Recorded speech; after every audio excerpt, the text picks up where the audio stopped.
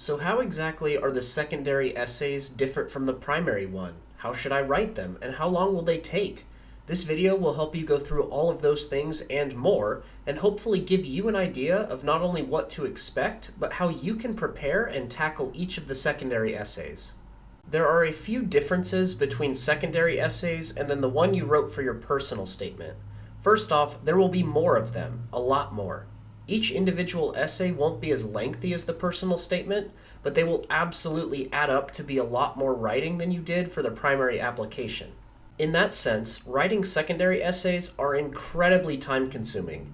You are going to feel drained, demotivated, and stressed throughout the entire process. That is why you will hear a lot of guidance counselors on prep programs advocate for you to get your primary application in as soon as possible so you have more time to complete the secondary essays. Another difference is that these essays will be much more specific questions that focus on a topic, concept, or aspect of your life that the school wants to know more about. As the Princeton Review puts it, they can range from personal to political to pointless. But don't worry, the whole point of me being here is to try and help prepare you through this journey. So I present you a link that will show you all the secondary essay prompts for each medical school. That way, you will know ahead of time what the school plans on asking you, and you can start thinking about at least how you want to answer it or what you want the essay to be about.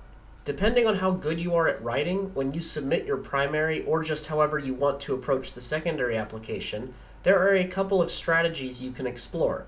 First, you can choose to focus on your favorite schools first while you are still fresh and trying to take advantage of the rolling admissions that some schools may have.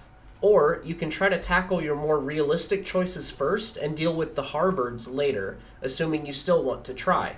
Or you could just focus on whatever essays you think you can answer the easiest or the fastest first and do the longer, harder ones later. Your approach isn't limited to these things, and I've included a link that will hopefully provide any more tips you may need on strategizing. But regardless of what you do, take advantage of knowing the questions ahead of time. I mean, imagine how much easier taking a test would be if you knew the questions before you took it. Well, here you pretty much do. I mean, yes, sometimes schools will change their essay prompts slightly from year to year, but by and large, you will know the prompts before you even have to answer them.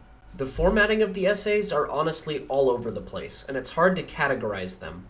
One school might only ask you 2 or 3 things, but another might have 8 or 9 prompts.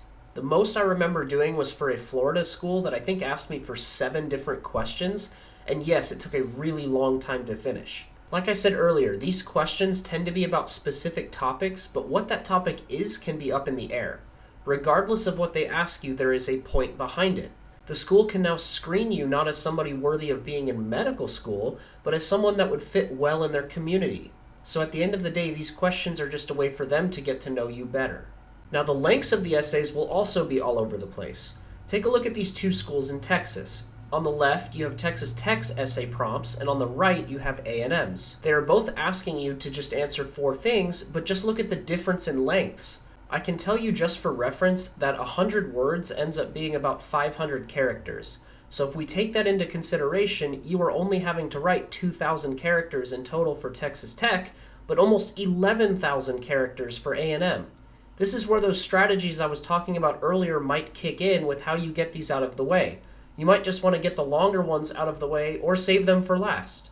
Okay, how about the writing process itself? What are some tips you should know when answering these questions? Well, besides practicing beforehand like I mentioned earlier, you should absolutely involve other people and not try to just do this solo. If you watched the video on writing the personal statement, you will know how much I advocated for involving other people in the writing process. Not only can they act as a source of inspiration on what to write about, but can constantly critique your writing and just make it better in the end. You should also be doing some rudimentary research about each school you apply to. They love to ask, so why do you want to come here specifically, or what makes our school stand out? You have to be prepared to answer this kind of question. And guess what? Even if they don't ask in the secondary essay, they might ask you during the interview, so it's good to prepare ahead of time. These essays also give you a chance to expand on areas of your application that you feel didn't get enough attention. Remember all of those experiences you wrote about but had to summarize in only a few hundred characters? Why not expand on them here and really delve into what you learned and how you can incorporate those experiences into these questions? You should always be proofreading your writing before you submit in any scenario, and it is no different here. The most unprofessional thing you can do is submit an essay full of grammar and punctuation mistakes, so please reread it. Have others read it, and just look for silly mistakes. Finally, we reach a very important point that you might be tempted to ignore, but I will stress to you might be the most important thing on this list for your future. Be honest. In addition to involving others, this is way up there in terms of importance. Remember when I said that schools are trying to see if you are a good fit for them? Well, guess what? You have value as the student. You are the one advertising yourself to the school, and you are the future of medicine. So in a way, you are trying to see if a school is a good fit for you too. Why would you want to go to a school that has different values than you or won't lead you down the path you want to go? I know you might scoff this off because getting into any medical school is great, right? Well, you have to really reflect on how you will feel once you go there. Is it in a location you absolutely hate? Is it a very religious community and that makes you feel uncomfortable? Is it a very political campus and you want nothing to do with that? These are questions that you can gauge as the applicant if you fill out these secondary essays. Please pay attention to what they are asking and what that says about the school. You want to go somewhere that you will be happy and keep your passion for medicine. The only thing worse than not getting into a school is going there only to find out that you hate it, and now what do? Do you leave? Do you just stick it out and hope you make it? Do you just get the MD and then do something else besides medicine? Look, you can take this piece of advice or leave it. But I will once again advocate for you to be honest with yourself on these questions they ask you and be honest with your feelings about a given school. Don't try to be somebody you aren't just to get into a random medical school because you are better off in the long run avoiding that situation.